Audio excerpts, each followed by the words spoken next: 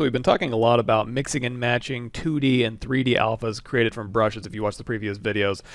For example, the chisel rectangle has a bunch of meshes in here that are being converted to alphas. And if you hit B and go to chisel 3D, these have a bunch of vector displacement maps. You can see there's an alpha with a little 3D up here.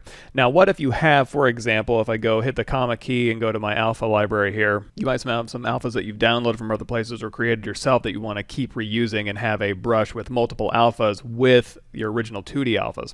So if I go into this one here, for example, I can go ahead and grab one of any of these alphas here. Let's go ahead and grab this little pill-shaped alpha. So I'm going to double click this alpha here, and that's going to throw it into my alpha menu here. Now with this alpha selected, and of course you can also, if I take this alpha menu and drag it over here, you can go to alpha import and you can import tons and tons of alpha all at the same time if you want to. You don't have to go through Lightbox.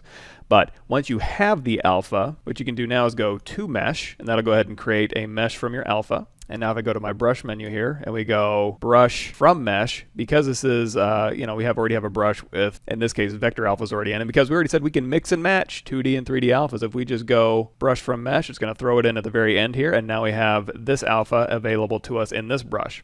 If we want to, we can hit B, go over here to chisel rect, and again, just go brush from mesh, and now at the very end of this one we have all of these, and you can see these alphas update as we press through here.